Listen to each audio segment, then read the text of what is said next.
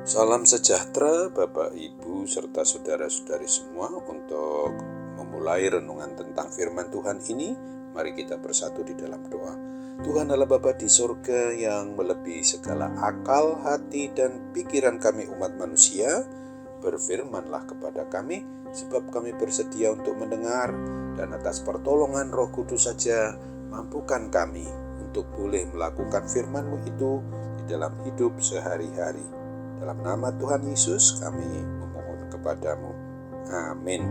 Sebagai nas renungan firman Tuhan hari ini diambil dari kitab Nabi Yesaya di pasal 5 ayat 25 yang berbunyi, sebab itu bangkitlah murka Tuhan terhadap umatnya, diacungkannya tangannya terhadap mereka, dan dipukulnya mereka. Gunung-gunung akan gemetar, dan mayat-mayat mereka akan seperti kotoran di tengah jalan. Sebagai tema yang diangkat dari nas renungan kita ini adalah hidup umat manusia bukan untuk bangkitkan murka Tuhan. Di dalam penghayatan sesuai dengan iman percaya kita kepada Tuhan Yesus Kristus, kita harus mengerti betul selain Dia itu berlimpah kasih setia, maka Dia juga penuh rahmat yang tak terbayangkan oleh keberadaan diri kita sendiri keseluruhannya. Bahwa Tuhan Yesus yang kita sembah, kita puji, dan kita muliakan adalah Tuhan yang Maha Adil. Inilah sisi lain yang seringkali dengan sengaja kita abaikan dan sepelekan juga oleh kebanyakan orang yang mengaku dirinya sebagai orang yang menyatakan pribadi beriman percaya kepada Kristus. Di dalam kasih setianya Tuhan Allah Bapa kita di dalam Yesus Kristus dan dalam persekutuan Roh Kudus itu menganugerahkan keselamatan dan pengampunan kepada setiap pribadi orang yang beriman percaya kepadanya. Akan tetapi di dalam keadilannya, kita harus sungguh-sungguh tahu betul bahwa Tuhan senantiasa perlu sekali untuk mendidik kita umatnya, dan salah satu bentuk didikan dari Tuhan itu adalah berupa hajaran. Di dalam kitab Ibrani 12 ayat 10 ditegaskan bahwa Dia menghajar kita untuk kebaikan kita. Demi untuk kebaikan kita itulah supaya kita beroleh bagian di dalam kekudusannya.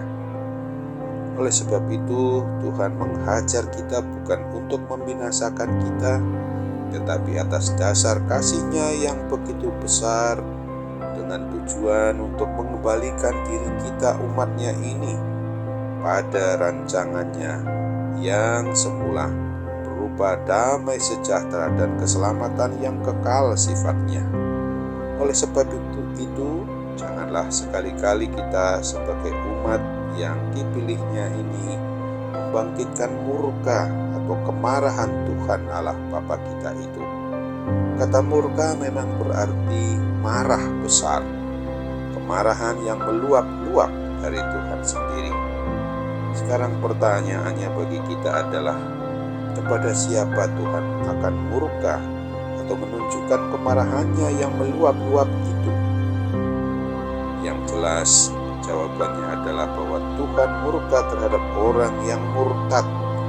Siapa itu orang yang murtad?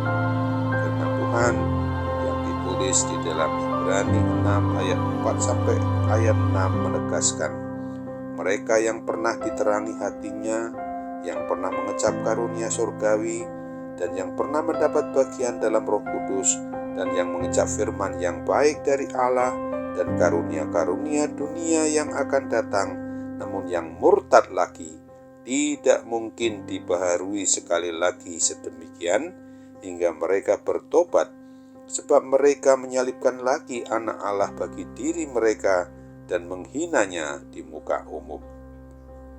Amin. Mari kita kembali bersatu di dalam doa. Tuhan Allah Bapa di surga, terima kasih untuk firman Tuhan yang hari ini mengingatkan kami agar kami jangan sampai menikmati maupun melaksanakan hidup ini sebagai umat-Mu. Jangan sampai selalu membangkitkan murka atau kemarahan Tuhan Allah Bapa di dalam Tuhan Yesus dan dalam Roh Kudus sampai meluap-luap kemarahan-Mu. Kini kami sungguh-sungguh harus tetap bersyukur kepada-Mu ketika kami memang atas pertolongan Roh Kudus dimampukan untuk tidak membangkitkan murka Tuhan kepada kehidupan kami, karena kami ingin sungguh-sungguh dan mau mengandalkan kuasa pertolongan Tuhan, sehingga kami boleh tidak hanya sekedar membaca, merenungkan akan firman Tuhan, tetapi melakukannya langsung di dalam kehidupan setiap detiknya, setiap jamnya, setiap harinya di dalam hidup yang masih Tuhan beri, karena semuanya adalah pemberian maupun anugerah-Mu. Oleh sebab itu Bapa, ketika saat ini juga di dalam kondisi kesehatan kami yang menurun, di dalam kondisi kami sedang sakit sekarang ini, bagian dari diri kami, bagian dari diri suami, bagian dari diri istri, bagian diri kami sendiri sebagai orang tua tunggal, dan juga anak-anak anggota keluarga kami percaya Tuhan tetap akan campur tangan untuk memberikan sarana perawatan yang dilakukan oleh kami di dalam situasi keluarga itu, oleh para medis, oleh dokter, maupun juga obat-obat yang digunakan. Semuanya itu adalah tetap sarana maupun alat yang Tuhan berikan bagi kami. Jadilah menurut kehendak-Mu dengan mujizat yang masih berlaku dalam diri kami. Hanya dalam nama Tuhan Yesus kami berdoa. Amin.